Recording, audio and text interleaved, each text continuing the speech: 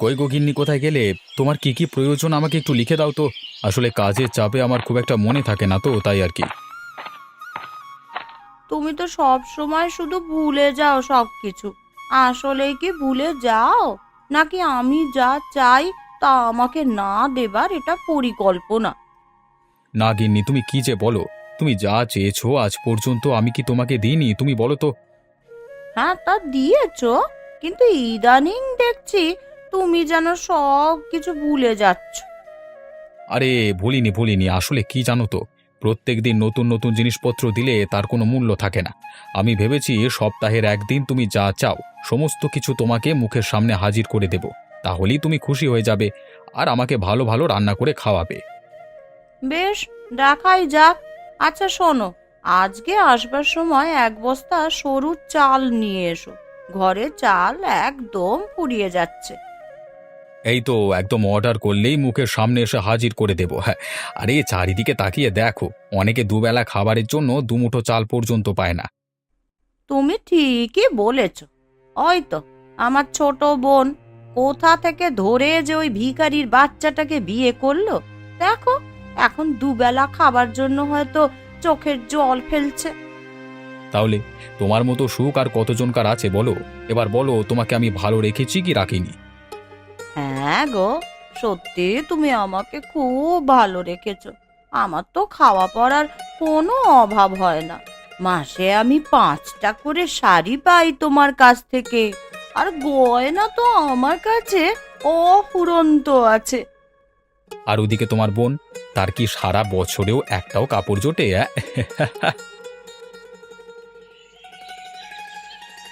তুমি যে আমাকে কি দেখে বিয়ে করলে আমি এখনো বুঝতে পারছি না। তোমার কোন ইচ্ছেটা আমি পূরণ করেছি বলো তো আজ পর্যন্ত ঠিক করে? শোনো, তুমি প্রত্যেকদিন সকালবেলায় ঘুম থেকে উঠে এই এক কাঁদুনি গাইবে না, বলে দিলাম। আমি তোমাকে আগেও বলেছি, আমার অর্থ বিত্ত এসবের প্রতি কোনো টান নেই। আমি চেয়েছিলাম একজন ভালো মনের মানুষ। ওপরওয়ালার কাছে সব সময় প্রার্থনা করতাম, আর উপরওয়ালা তোমাকে আমার কাছে পাঠিয়েছেন, তাই আমি তোমাকে বিয়ে করেছি। পছন্দেরও তো একটা ঢং থাকা উচিত। তোমার জায়গায় আমি হলে কিন্তু আমি নিজেকে কোনোদিনই পছন্দ করতাম না। সে তো তুমি আমাকেও পছন্দ করো না, সেটা তোমার কথা শুনলেই বোঝা যায়। এ কথা কেন বলছো তুমি?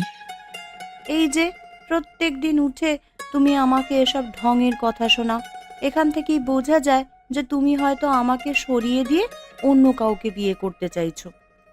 ছি ছি ছি ছি গিন্নি, এসব তুমি কি বলছো আমাকে? আমি কোনোদিন স্বপ্নেও এ কথা ভাবি না গো। আসলে কি জানো তো, ওর কর্তা যখন তার গিন্নিদিকে অনেক কিছু উপহার দেয় তখন আমার খুব কষ্ট হয়। আমি তোমাকে আজ থেকে প্রায় 6 মাস আগে একটা শাড়ি কিনে দিয়েছিলাম, সেটাই এখন চালাচ্ছ। আমার বেশি কিছুই চাই না গো, আমার যতটুকু আছে ততটুকুতেই আমি খুশি। আমি শুধু তোমার সঙ্গে শান্তিতে এই ঘরে জীবনটা কাটাতে চাই। কই রে মা, বলি কেউ বাড়িতে আছিস? একবার বেরিয়ে আয় না মা। কি ব্যাপার, কি চাই এখানে?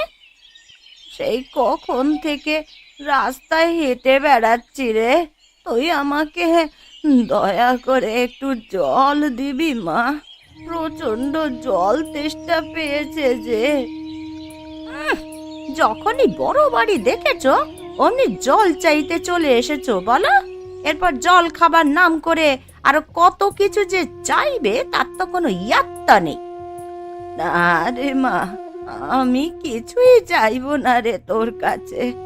তুই আমায় একটু দয়া কর, আমার সত্যি খুব জল তেষ্টা পেয়েছে রে, আর হাঁটতে পারছি না একটুও।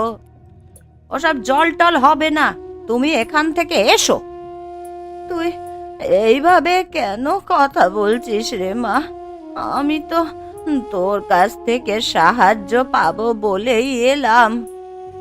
ওরকম অনেক ভিখারি দুবেলা আসে, প্রথমে জল চাই, তারপরে খাবার চাই, তারপর টাকা চাই। এই করতে করতে তো একেবারে মাথায় উঠে পড়ে, যেন একেবারে সমস্ত জিনিস আমাদের কাছেই গচ্ছিত রাখা আছে এমন ভান করে। না মা না, ওই রকম বলিস না মা, আমি ওই রকম নই রে। আমাকে তুই জল দিলে আমি তোকে অনেক আশীর্বাদ করে যাব।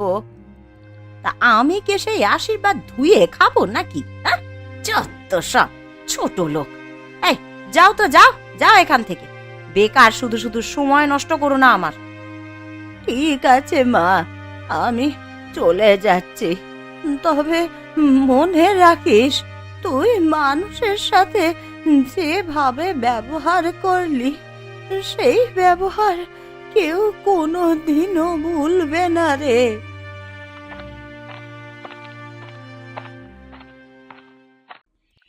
নে নে, খা।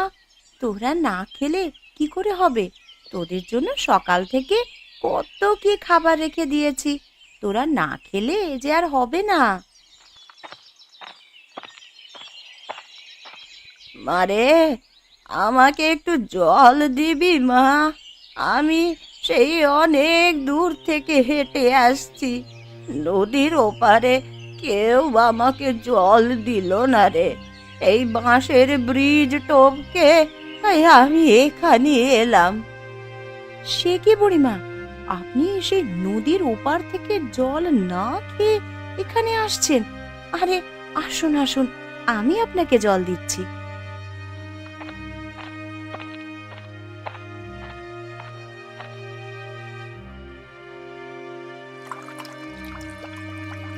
আহ, অনেক শান্তি পেলাম রে মা। সত্যি এত শান্তি আমি আগে কোনো দিনও পাইনি। কিন্তু আপনাকে পথে কেউ জল দিল না কেন? আমি তো সেটাই বুঝতে পারছি না। জল দিতে তো আর পয়সা লাগে না। সেটা কজন বোঝে রে মা। আমি নদীর ওপারে একটা বড় বাড়িতে গিয়েছিলাম। তা সেখানকার বউটা আমাকে দূর দূর করে তাড়িয়ে দিল। ও, বুঝেছি, দিদি আপনার সাথে এমন ব্যবহার করেছে। দিদি মানে? ও কি তোর নিজের দিদি? হ্যাঁ বুড়িমা, ও আমার নিজের দিদি। ওর বড় বাড়িতে বিয়ে হয়েছে। ও অনেক বড় লোক, জানেন। বড় লোক হতে পারে, কিন্তু ওর মনটা অত্যন্ত নীচ। কারোর পরোয়া করে না। অসহায় মানুষকে যে একটু সাহায্য করা দরকার, সেটা ওরা বোঝে না রে। তার থেকে তুই অনেক ভালো রে মা। তুই থাকিস সেই কুঁড়ে ঘরে, কিন্তু তোর মনটা অনেক বড়।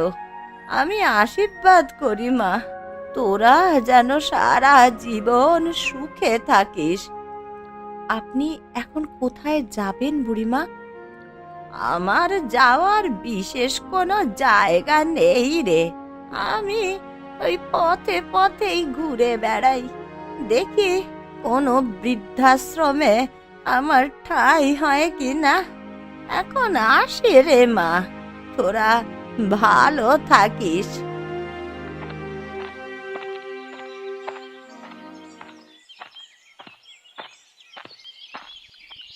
কই রে মা রূপা, দেখে যা আমি এসেছি। কোথায় গেলি তুই? একবার বেরিয়ে আয়। আরে বাবা, তুমি এসেছো? আরে আমার যে বিশ্বাসই হচ্ছে না। সত্যি তুমি আমাকে খুব বড় একটা উপহার দিলে। আরে এসো এসো, তোমার এই বড় মেয়ের বড় বাড়িতে এসো। আহা, তোদের বাড়িতে এসে যে কি আরাম তুই কল্পনা করতে পারবি না। আমার বারবার মন চায় তোর বাড়িতে আসি। আমি তো তোমাকে কতবার বলেছি, একা একা না থেকে তুমি আমাদের বাড়িতে সারা জীবনের জন্য চলে এসো। দেখো তো, এত বড় বাড়িতে আমরা তো একাই থাকি, দুজন। তা তোমার এলে কোনো অসুবিধা হবে না। না রে মা, সেটা হয় না। মেয়ের বাড়িতে এসে থাকলে লোকে কি বলবে বল দেখি। তা তোরা কেমন আছিস বল? আমরা খুব ভালো আছি বাবা। তুমি আমাকে দেখে শুনে একটা ঘরে বিয়ে দিয়েছিলে বটে। হ্যাঁ, নিশ্চয়ই তোকে অনেক সুখে রাখে, তাই না? হ্যাঁ বাবা, আমাকে অনেক সুখে রাখে। এমন কিচ্ছু নেই যা ও আমাকে দেয় না। সমস্ত কিছু আমি না চাইতেই এনে দেয়। এটাই তো চাই, তোদেরকে সুখী দেখলি আমরা সুখী। তা বাবা, এবার বলো, হঠাৎ করে আমাদের কথা মনে পড়লো কেমন করে? ও হ্যাঁ, আসল কথাটা বলতেই তো ভুলে গেছিলাম। আসলে আমি একটা দাওয়াত রেখেছি, তো এই দাওয়াতে তোদের সকলের আশা চাই। সকলের বলতে কি ওই বোনও যাবে নাকি? ওদের বাড়িতে এখনো যায়নি, সত্যি বলতে ওদের বাড়ি যেতে একদম ভাল লাগে না, তাও যেতে হবে, মেয়ে হয়তো। সত্যি বাবা, তোমার ছোট মেয়ের বলিহারি একটা ঘর দেখে বিয়ে করলো বটে, দুবেলা দুমুঠো খেতে পায় না ভালো করে। যত সব। কাকে আর কি বোঝাবি মা, যাক সেসব কথা বাদ দে। আমার না খুব খিদে পেয়ে গেছে, এখন দুটো খেতে দিবি? হ্যাঁ, খেয়ে দে, আবার ওই গরিবখানায় যেতে হবে তো। হ্যাঁ হ্যাঁ বাবা, তুমি বসো, আমি তোমার জন্য খাবার নিয়ে আসছি। আরে বাবা, তুমি! আমার কি সৌভাগ্য তুমি আমাদের বাড়িতে এলে। এসো এসো, ভেতরে এসো। ভেতরে যাব? তোদের ভেতর আছে কোথায়? হ্যাঁ, ঘর বাহির সবই তো সমান। হ্যাঁ বাবা, আসলে ছোট ঘর তো, তাই জন্যই। আচ্ছা শোন, বেশিক্ষণ বসবো না তোদের ঘরে, তোকে কিছু কথা বলতে এলাম। না বাবা, সেটা হয় না। তুমি আগে বসো, তারপর যা বলবার বলবে। কি করে যে এই ঘরে থাকিস সেটা তুই জানিস, বাপ রে বাপ, আমার এসেই যেন গা গোলাচ্ছে।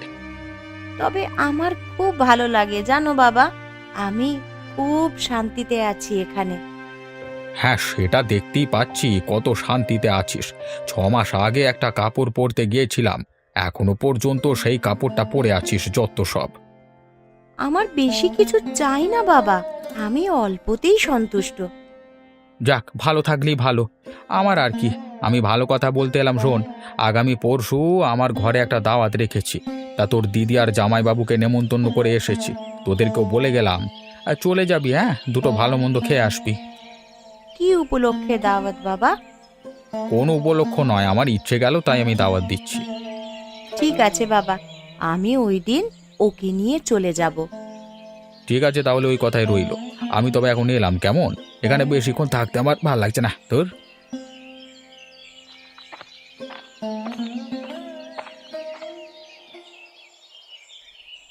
কোথায় কষ্ট হচ্ছে রে মা? আমাকে বল না, কোথায় কষ্ট হচ্ছে তোর?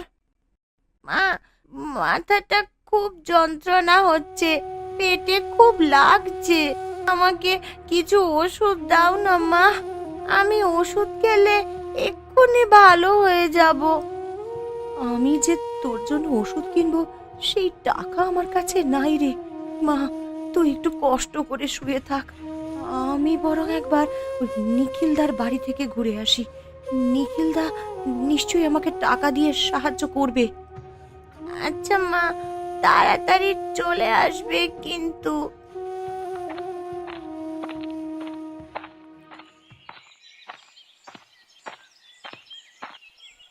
নিখিলদা, ও নিখিলদা, দয়া করে আমাকে একটু সাহায্য করো। আমার মেয়েটার ভীষণ শরীর খারাপ, ওষুধ কেনার মতন আমার কাছে একটাও টাকা নেই। তুমি যদি আমাকে কিছু টাকা দাও তাহলে খুব ভালো হয়। দেখ, তোরা যে এইভাবে নির্লজ্জের মতো আমার বাড়িতে চলে আসিস, তোদের লজ্জা লাগে না? বড় লোক দেখেই তুই ভেবে নিস যখনই টাকা চাইবি তখনই তোকে টাকা দিয়ে দেবো নাকি? হ্যাঁ, আমার কাছে কি টাকার গাছ রেখেছিস? হ্যাঁ, দাদা, খুব বিপদে পড়ে তোমার কাছে আশা নিয়ে এসেছি, দয়া করে ফিরিয়ে দিও না, না হলে আমার মেয়েটার শরীরের খুব খারাপ হয়ে যাবে, মেয়েটা যে বাঁচবে না। না রে, পারলাম না, তুই অন্য কোনো ব্যবস্থা কর, দেখ অন্য কোথাও পাস নাকি। এখন আমি কি করব, কার কাছে সাহায্য চাইব? আমাকে যে যা হোক করে আমার মাকে বাঁচাতেই হবে। হ্যাঁ, আমি বরং একবার পলাশদার কাছে গিয়ে দেখি, কিন্তু ওরা কি আমাকে সাহায্য করতে পারবে?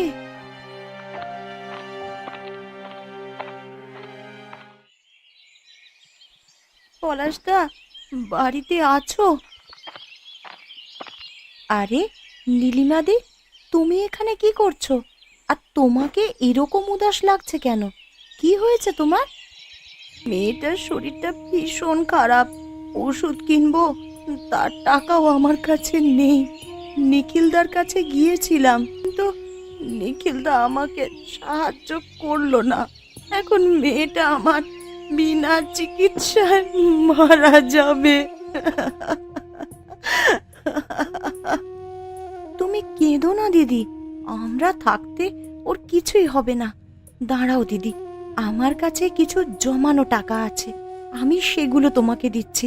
তুমি বরং সেগুলো নিয়ে ওর জন্য ওষুধ কিনে নিয়ে চলে যাও। তুই তোর জমানো টাকা থেকে আমাকে ওষুধ কিনবার জন্য দিবি? কেন দেব না? আমার থেকে এখন এই টাকাগুলো তোমার বেশি প্রয়োজন, তাই তোমাকে আমি এই টাকাগুলো দিচ্ছি। তোকে অসংখ্য ধন্যবাদ রে বোন, তোদের মন যে কত বড় তুই আজকে তা আমার চোখে আঙুল দিয়ে বুঝিয়ে দিলি। ঠিক আছে, তোমাকে এখন অত ধন্যবাদ দিতে হবে না, তুমি তাড়াতাড়ি ওষুধ নিয়ে বাড়ি যাও।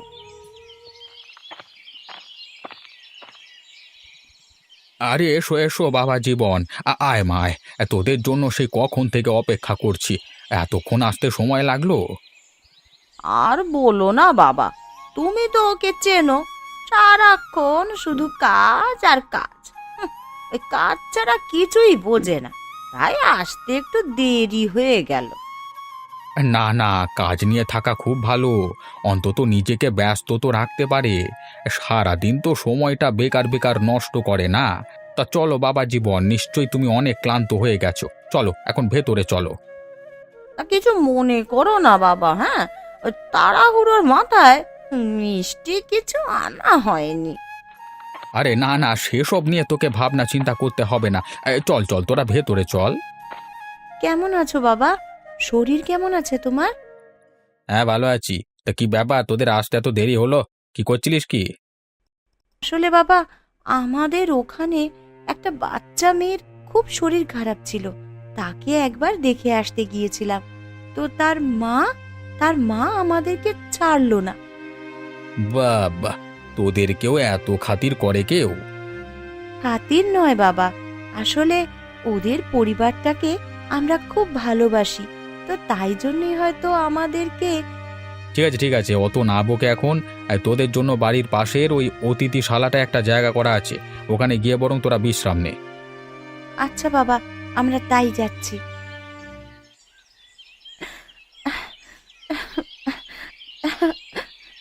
আরে কি হলো, তুমি আবার হঠাৎ করে কাঁদছো কেন? তোমার কি মাঝে মাঝে মাথা খারাপ হয়ে যায় নাকি? তুমি কিছু মনে করো না গো, দেখো দিদি আর জামাইবাবুকে ঘরের ভেতরে নিয়ে গেল, আর আমাদের এই বৈঠকখানায় থাকতে দিল। অত মনে করবার কি আছে, থাকতে তো দিয়েছেন। যদি এখান থেকে দূর দূর করে তাড়িয়ে দিতেন তাহলে একটা আলাদা ব্যাপার ছিল। তুমি এখন চোখের জল মুছে ফেলো। তুমি আমাকে মাঝে মাঝে বলো না যে তোমাকে কি জন্য বিয়ে করলাম। আমারও সত্যি এখন মনে হয়, সত্যি তো, তোমাকে কি জন্য বিয়ে করলাম। যা বাবা, আমি আবার কি করলাম? আমি কি কোনো ভুল করেছি গিন্নি? না, আমার কারণে আমার বাবার কাছ থেকে তোমাকে কত অপমান সহ্য করতে হয়। ওই অপমান আমি সহ্য করতে করতে অভ্যস্ত হয়ে গেছি।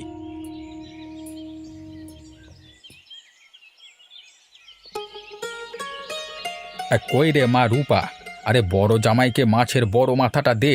আমি কত কষ্ট করে ওর জন্য বাজার থেকে নিয়ে এলাম। বাবা, এই যে দিচ্ছি দিচ্ছি।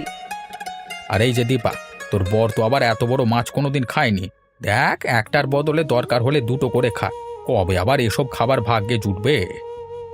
আসলে বাবা, কি জানো তো, আমরা তো এসব মাছ সচরাচর খাই না, তাই জন্য এই মাছগুলো আমাদের পেটে হজম হবে না। তুমি বরং আমাদের জন্য চিংড়ি মাছ আনতে পারতে। তোরা কি আর খেতে পারিস বল? আর চিংড়ি মাছই যদি আগে খেতে চাইতিস তাহলে অবশ্যই তোকে এনে দিতাম, কিন্তু এখন তো আর কোনো উপায় নেই। সে কি বাবা, আমাদের দাওয়াত দিয়ে আমাদের কি খেতে পছন্দ কি না খেতে পছন্দ তা না জেনেই তুমি সমস্ত কিছু আয়োজন করে ফেললে। আমি তো দেখতে পাচ্ছি তুমি তোমার বড় জামাইয়ের জন্যই বেশি আয়োজন করেছো। এই, মুখ সামলে কথা বল দীপা। তুই বাবাকে অপমান করছিস? তোর সাহস তো কম নয়। অপমান নয় দিদি, বাবা তো আমাদের দুই বোনের সংসার কেমন খুব ভালোভাবেই জানতো। যখন তোদের দুজন স্বামী স্ত্রীকে তোরা বড় লোক বলে ঘরের ভেতরে থাকতে দিল, আবার আমরা স্বামী স্ত্রী গরিব বলে আমাদেরকে বৈঠকখানায় থাকতে দিল, তাহলে তো খাবার বেলাতেও আলাদা আলাদা করবার দরকার ছিল, তাই না? গিন্নি তুমি চুপ করো। না, চুপ করব না। সমস্ত কিছুর একটা সীমা থাকা দরকার। বাবা, তোমাকে আমি একটা প্রশ্ন করতে চাই। তুমি কি জেনে শুনে কাজ করেছো? তুমি কি আদৌ জানতে না যে আমাদের পরিবারে কি খাবার দাবার হয়? আমি ভাবলাম তোরা হয়তো এই খাবার পছন্দ করবি। তুমি তাহলে আমাকে এখনো বুঝতেই পারোনি বাবা। প্রয়োজনের অতিরিক্ত আমাদের কোনো কিছুই পছন্দ নয়। তাহলে বলতেই হবে তুমি তোমার কাজে বিফল হয়েছো। বিফল হয়েছি মানে? মানে তুমি অতিথিদের ভালো মন্দ না জেনেই সমস্ত কিছু আয়োজন করেছো, আর এটা আমাদের পক্ষে অত্যন্ত অপমানজনক। আমাদের এত কিছু প্রয়োজন ছিল না। আমাদের যদি শুধু ভাত ডাল আর চিংড়ি মাছ ভাজা দিয়ে দেওয়া হতো, তাহলেই আমরা খুব আনন্দ করে খেতাম। আচ্ছা, এখন তো আনা নেই, তাহলে আর কি করা যাবে? সেই তো, আমাদের আর কিচ্ছু করবার নেই বাবা। পরের বার যদি দাওয়াত করো, তাহলে সমস্ত কিছু বুঝে শুনে করবে। যতই হোক আমরা গরিব, আমাদের তো একটা মান সম্মান আছে। এই যে, উঠে পড়ো তো, চলো, আমাদের এখান থেকে চলে যেতে হবে। মানে তোরা এখনই চলে যাবি মা? অত দুঃখ পাওয়ার কিছু নেই বাবা। তোমার আরেক মেয়ে জামাই আছে, যাদের জন্য তুমি এত বড় দাওয়াতের আয়োজন করেছো। তুমি তাদেরকে আপ্যায়ন করো, আমাদের কোনো অসুবিধা নেই। কিন্তু আমাদের এখনই ফিরে যেতে হবে গো।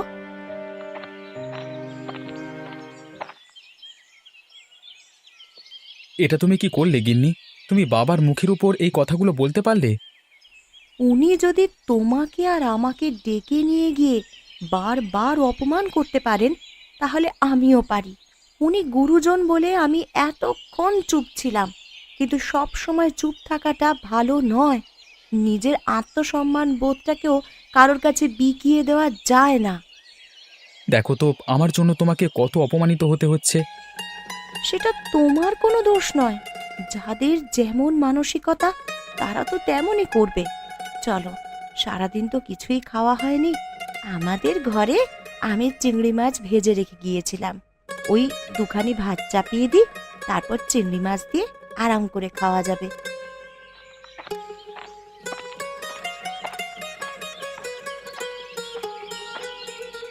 আরে বাবা, আপনি এখানে?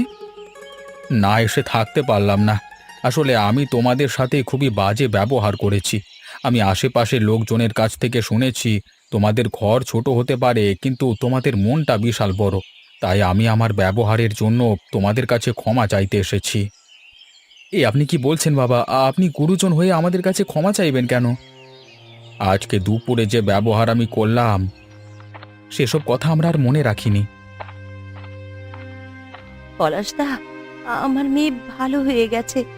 দীপাদি যদি সেদিন আমাকে টাকাটা দিয়ে সাহায্য না করতো, তাহলে আমি ওষুধ কিনে খাওয়াতে পারতাম না। সে কি, তোমার মেয়ের যে শরীর খারাপ হয়েছিল তা তো জানতাম না। দীপাদি তোমাকে বলেনি হয়তো, কিন্তু আমি আজকে তোমাদের টাকাটা ফেরত দিতে এসেছি। কিসের টাকা? আমি তোমাকে সেই টাকা ফেরত দিতে বলেছি। তোমার মেয়ে সুস্থ হয়েছে, এতে আমি খুব আনন্দিত হয়েছি। কিন্তু দিদি, এরকম করলে কি করে হবে? সেসব নিয়ে তোমাকে ভাবতে হবে না। আমি আবার ঠিক টুকটুক করে কাজ করে টাকা জমিয়ে নেব।